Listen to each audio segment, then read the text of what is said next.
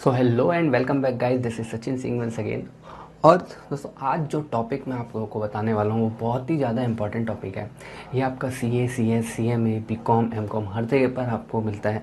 और स्टूडेंट्स को एक प्रॉब्लम देता है सबसे बड़ी वाली कि सर इसके फॉर्मूलाज याद नहीं होते हैं।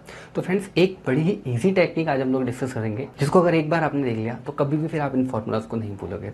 सो स्टार्ट करते हैं अपना topic, which is standard costing. सबसे पहले मतलब समझते हैं कि स्टैंडर्ड कॉस्टिंग दोस्त होते क्या है। स्टैंडर्ड कॉस्टिंग का सिंपल सा मतलब होता है कि ये कंपैरिजन होता है आपकी एक्चुअल कॉस्ट का आपकी स्टैंडर्ड या फिर बजटेड कॉस्ट के साथ। लेट्स सपोज आप किसी प्रोजेक्ट पर काम कर रहे हो, आपको किसी चीज़ का प्रोडक्शन करना है, उसके लिए आपने जो सोची हुई कॉस्ट थी, जो कि स्टैंडर्ड कॉस्ट जो आपने लिखी हुई थी, उसका कंपैरिजन करोगे आप कि उसको कंप्लीट करने में एक्चुअल में आपने कितना खर्चा किया। एक्चुअल में आपका जो भी एक्सपेंस आया, इस कंपैरिजन को हम स्टैंडर्ड कॉस्टिंग कहते हैं।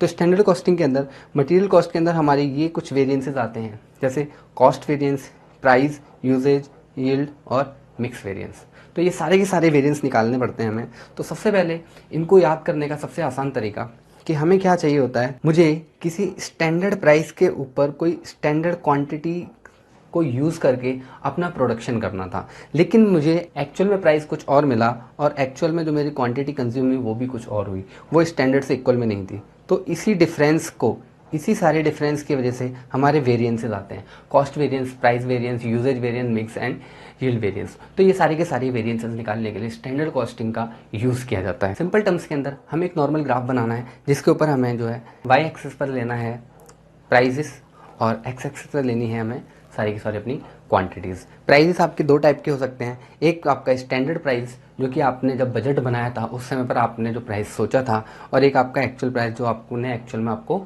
मिला। तो दोस्त, क्वांटिटी आपकी कितने टाइप की होगी? क्वांटिटी आपकी बेसिकली दो टाइप की होगी, स्टैंडर्ड क्वांटिटी और एक्चुअल क्वांटिटी। एक आपकी रिवाइज स्टैंडर्ड क्वांटिटी होती है। तो सर, ये रिवाइज स्टैंडर्ड क्वांटिटी क्या है?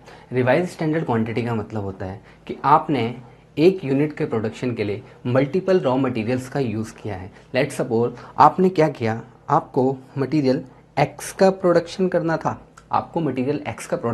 था, और आपने ए प्लस बी इन दो रॉ मटेरियल्स का यूज़ किया है। आपने एक्स को बनाने के लिए दो रॉ मटेरियल्स का यूज़ किया है, ए एंड बी का। तो आपको जो रिवाइज स्टैंडर्ड क्वांटिटी निकालनी पड़ेगी वो ए और बी दोनों की सेपरेटली निकालनी पड़ेगी। तो सर कैसे निकालेंगे इसको? तो सोच के देखिए कि आपने क्या करना है, आपको निकालनी है ए की क्वांटिटी। तो standard quantity of A upon में standard quantity of A plus B, standard quantity of A plus B, और इसको हम इंटू कर देंगे एक्चुअल क्वांटिटी ऑफ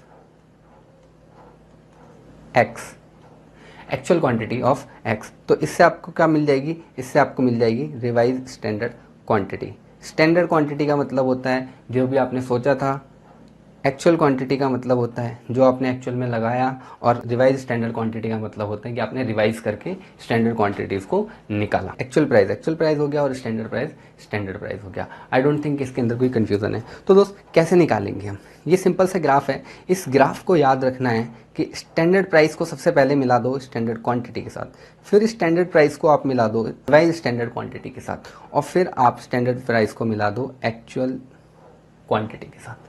सेम चीज़ आपको एक्चुअल प्राइस को भी मिलाना है एक्चुअल क्वांटिटी के साथ। तो ये आपके कुछ वेरिएंसेस रहेंगे। तो इसको कैसे लिखेंगे आप?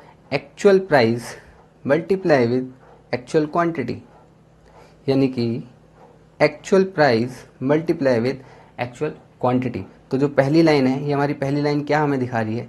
ये हमारी पहली लाइन हमें दिखा रही है एक्चुअल प्राइस को एक्चुअल क्वांटिटी से मल्टीप्लाई करके। ये लाइन हमारी क्या दिखा रही है? यहाँ से यहाँ तक जो हमारा दिखा रहा है, ये दिखा रहा है special price multiply with actual quantity. And same ये यहाँ से यहाँ तक ये हमें क्या दिखा रहा है? ये दिखा रहा है standard price multiply with revise standard quantity. और ये यहाँ से यहाँ तक हमें क्या दिखा रहा है? ये दिखा रहा है स्टैंडर्ड प्राइस इनटू में स्टैंडर्ड क्वांटिटी। तो इस तरीके से हमारा ग्राफ बनना है दोस्त। तो ग्राफ बनाने के साथ साथ ही हमारा ये क्वेश्चन कंप्लीट हो जाएगा। लेकिन सर, वेरिएंसेस निकालेंगे कैसे? सबसे पहले आपका जो डिफरेंस होगा यहाँ से यहाँ का और यहाँ से यहाँ के बीच का जो आपका डिफरेंस होगा, ये आपका क्या होगा? ये आपका किस वजह से आ रहा है, स्टैंडर्ड प्राइस। आपको क्वांटिटी तो आपको एक्चुअल ही देखनी है, आपको निकालना है कि प्राइस की वजह से एक्चुअल में क्या प्राइस मिला, यानी कि ये आपका होगा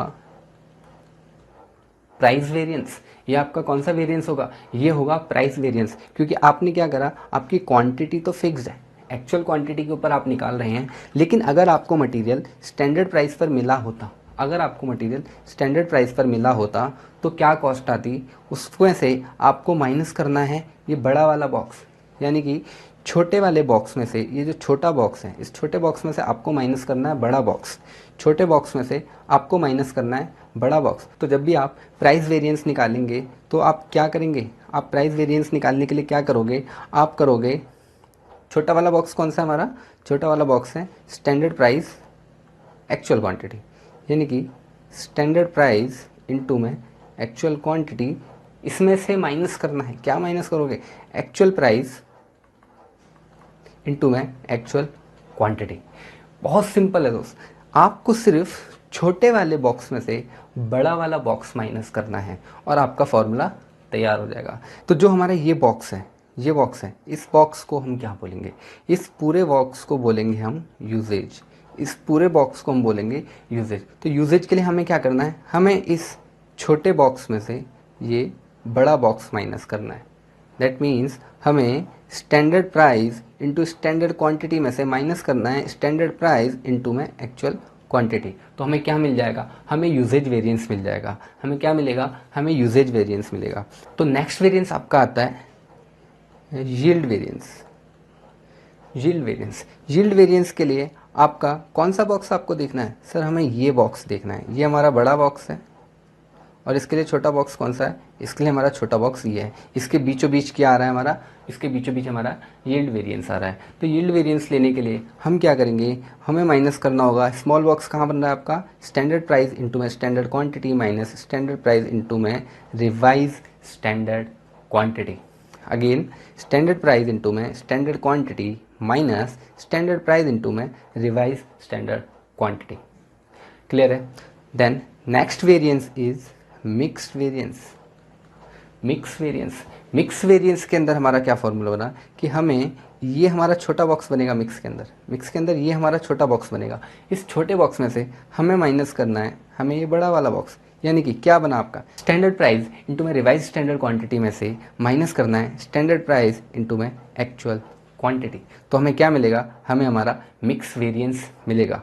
सर इस सब के बीचों बीच हमारा एक सबसे इम्पॉर्टेंट वेरिएंस रह गया जो कि आपका कॉस्ट वेरिएंस है। कॉस्ट वेरिएंस के लिए हमें करना है स्टैंडर्ड प्राइस और स्टैंडर्ड क्वांटिटी, यानी कि सबसे छोटे वाले बॉक्स में से, सबसे छोटे वाले बॉक्स में से आपको सबसे बड़ा वाला बॉक्स माइनस करना है। सबसे छोटे वाले बॉक्स में से आपको सबसे बड़ा वाला बॉक्स माइनस करना है। तो ये जो पूरा पोर्शन है, इस पूरे पोर्शन को आप कहेंगे कॉस्ट वेरिएंस, इस पूरे पोर्शन को आप कहेंगे कॉस्ट वेरिएंस। तो यही है आपका स्टैंडर्ड कॉस्टिंग के फॉर्मूला याद करने का सबसे सिंपल और इजी तरीका। तो ये सारे के सारे हमारे फॉर्मूलाज हैं, एक बार रिवाइज करिए और अपनी टेक्निक के साथ मैच कर सकते हैं। सेम चीज़ अगर आपको सेम टेक्निक लेबर वेरिएंसेस पर लगानी है, अगर आपको सेम टेक्निक लेबर वेरिएंसेस के ऊपर लगानी है तो आपको कुछ एक चीज़ें चेंज कर देनी है, जैसे कि आपको प्राइस को चेंज करना है रेट से, आपको क्वांटिटी को चेंज करना है आवर्स से। तो ऐसे आपका लेबर के भी बन जाएंगे। और अगर आपको किसी और टॉपिक में भी ऐसी कुछ प्रॉब्लम्स आती हैं तो मुझे कमेंट बॉक्स में बताएं, मैं आपके लिए वो प्रॉब्लम ज़रूर ऐसे ही किसी इजी वे के अंदर सॉल्व करके दूंगा। ऐसे ही हर टॉपिक को इंटरेस्टिंग और इजी वे में पढ़ने के लिए आप चैनल को सब्सक्राइब कीजिए ताकि आपको लेटेस्ट वीडियोस मिलती रहें। Thank you, good night.